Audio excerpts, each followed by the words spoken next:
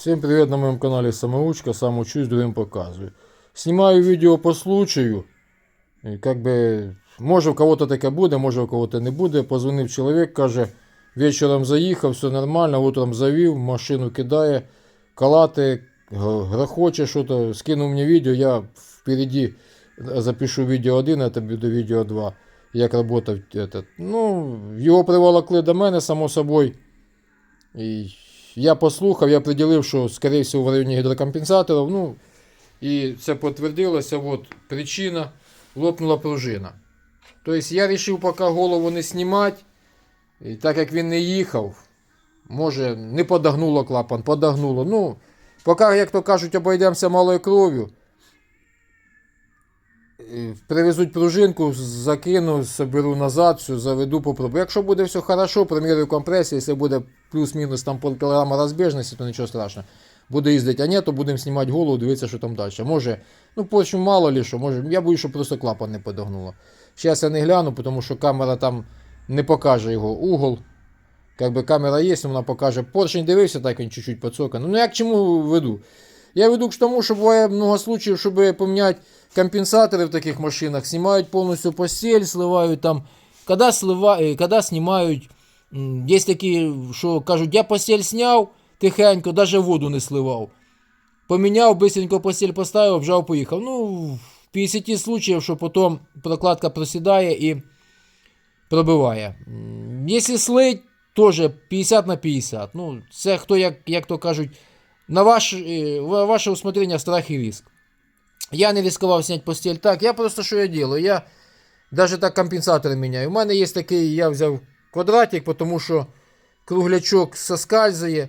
І желательно в 4 руки, но як нема, то тоді в 2. На кінець клапана я ставлю під чашечку сюди. Ключ, отакий накидний. Виставив. Одною рукою стараюся максимально надавити. Надавлю, щоб, ну скільки можу клапан надавити униз. А второю рукою беру пинцет і рокером гуляюся, де-то вверх, де-то вниз, де-то на косяк. Ну, факт тому, що я їх знімаю. Да, є там неудобства, раз на бок його чуть витягнув, все, потім знімаєш чашечку. І в конечному случаї, ось я зняв два рокера, тому що мені треба тут з пружинкою буде гулятися, виставляти, там сухарі ставити, тому щоб не мішало, я зробив так. І потім що? Потім у мене такі є круглогубці, воно. Компенсатори знімаються, перевіряєте їх, там, качаєте їх, хто як, ну, кожен по-своєму. Я, наприклад, пальцями на зжимку. Якщо він в руках зжимається, да, він трахкотить. Якщо він тверденький, то він не трахкотить. Ну, хто-то в масло кидає, я не кидаю в масло. Ну, кожен робить по-своєму. Це кожного сугубо лічного діла.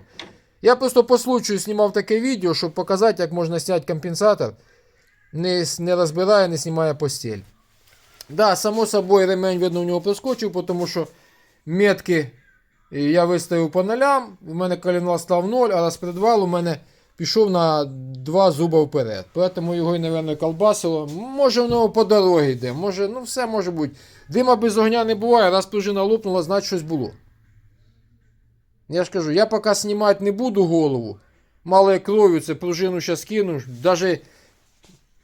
Даже і не буду кришку ставити, просто фанерки якоїсь, ремень кину, заведу. Якщо воно буде без проблем, не буде кидати. Потім все зроблю красиво, промірюю компресію. Якщо, дасть Бог, буде все хорошо, так воно і поїде. А ні, то зніму голову, там вже буду дивитися. Всім всіх благ, мирного неба над головою. Пробуйте, хлопці, не стісняйтеся. Хто хоче йти на СТО, там такі ж самі люди, як ви, тільки візьмуть з вас чуть-чуть денег. А ви собі можете в домашніх условиях, я ж кажу, ось, не ставите на чашку, ставите на краюшок. Ровненько. Цим ключом видавили. Якщо цю сторону розсухарюєте, ну, ставите ключ туди. Якщо ту сторону розворачуєте, туди давите. Ну, я зіграв одним ключом і цю так, набок. Поставив цей сюди, цей поставив туди. Ну, якось так. Дивіться, пробуйте. Там я впереді відео покажу, як вона грохотала. Він мені скинув відео, я його сам не знімав. І це вторе відео буде, як типу, поучительне, щоб малою кров'ю зробити отакі от нюанси. Всім пока. Мирного неба над головою. Все буде Україна.